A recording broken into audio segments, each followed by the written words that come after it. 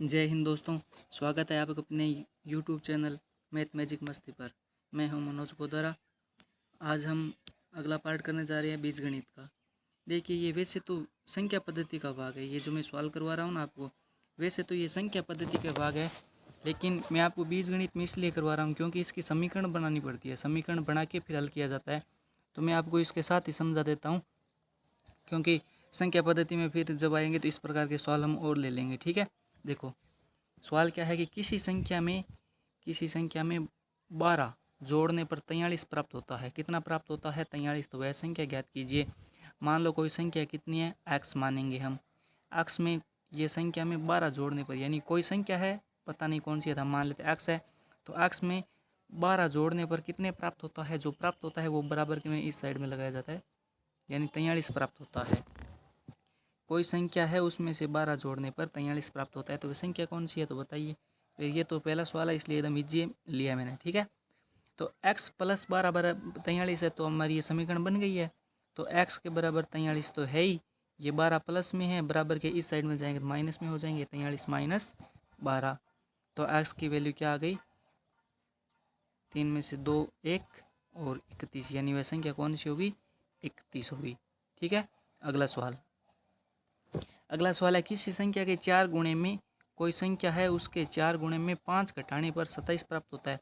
मान लो वो संख्या x है भाई, क्योंकि हमें समीकरण बनानी है तो x मान के बनाएंगे। ठीक है, उस संख्या का 4 गुणा यानी x का 4 गुणा 4x, इसमें से 5 घटाने पर, तो ये 5 घटा दिया तो कितना प्राप्त होता है? 27 प्राप्त होता है। तो ये 27 हो गया।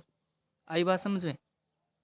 तो वह संख्या क्या है? यानी वह ना किसी संख्या के 4 गुणे में से, ये 4 गुणे में से 5 घटाने पर, तो 5 घटाने पर 27 प्राप्त होता है। तो ये हो गया 27। तो वह संख्या क्या है? देखो, संख्या 4x बराबर 27 तो है ही।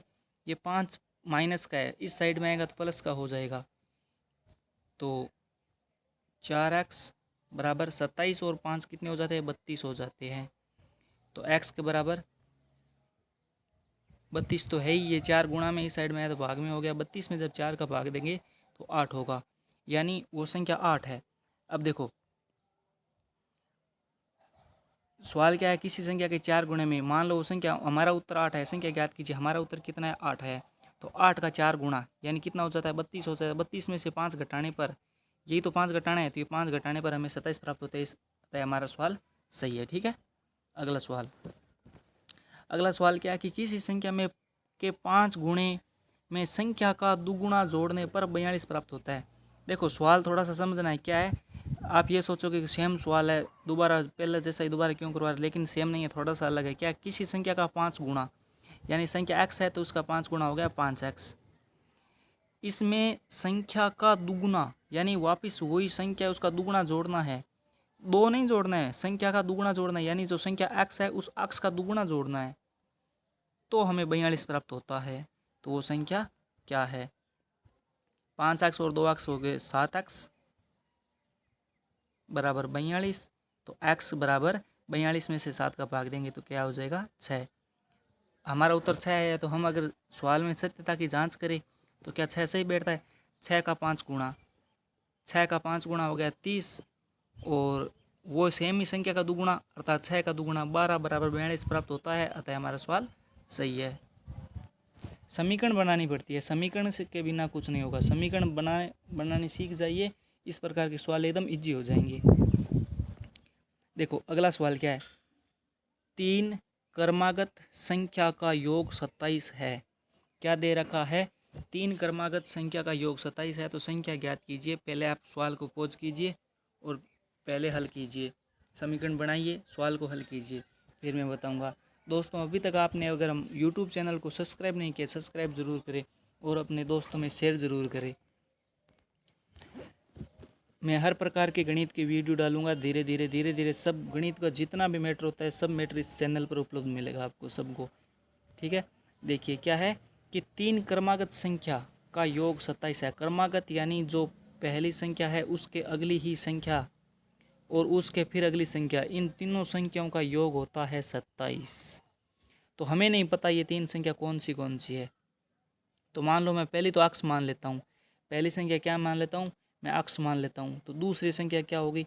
मान लो क्रमागत संख्या का मतलब क्या होता है, क्रमागत संख्या का मतलब होता है अगर मैंने पहली 5 मान ली तो इसके अगली 6 और इसके अगली 7, यही तो क्रमागत होता है।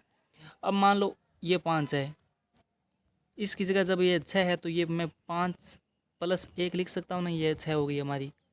और ये 7 है, ये 5 प्लस 2 लिख सकता हूँ। देखो 5 5 और 1 6 और 5 और 2 7।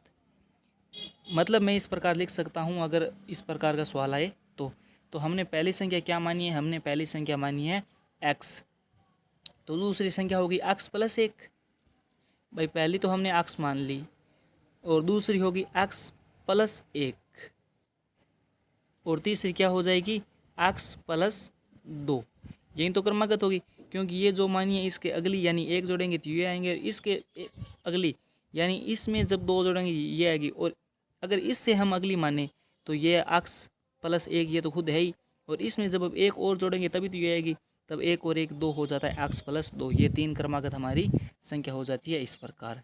ठीक है, इन तीनों का योग कितना होता है, तीनों का योग होता है 27 सवाल के अनुसार।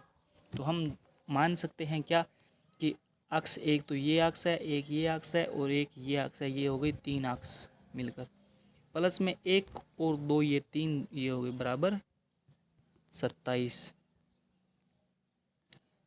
तो फिर 3 अक्ष बराबर 27, प्लस का 3 है तो इस साइड में माइनस का हो जाएगा, तो 3 अक्ष बराबर 24।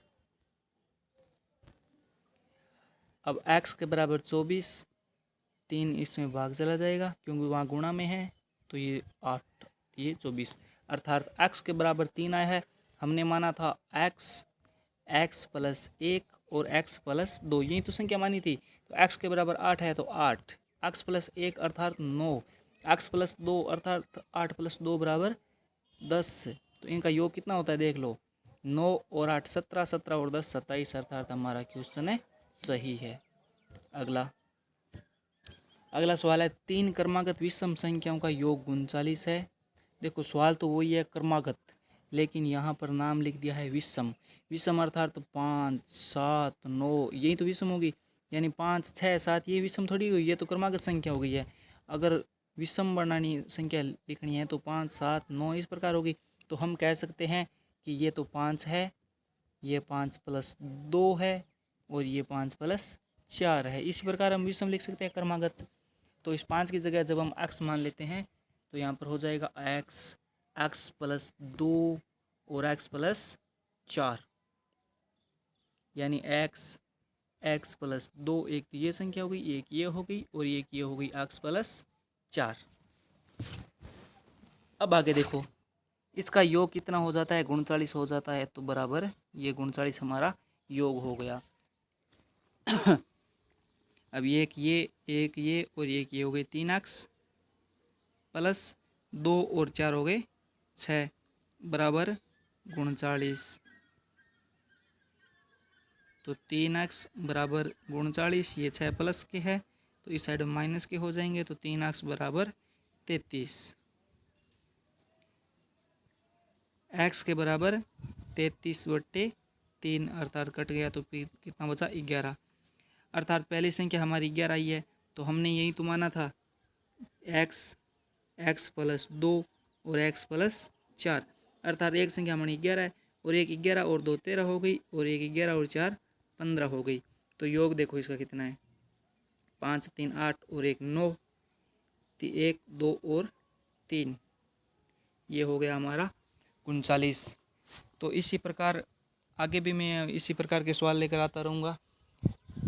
परमानेंट हमारे वीडियो को देखने के लिए आपको नोटिफिकेशन मिले, इसके लिए आप चैनल को सब्सक्राइब ज़रूर करें और पास दी गई बेल आइकन को ज़रूर दबाएं ताकि जो भी वीडियो डालूं सबसे पहले आपके पास पहुंचे।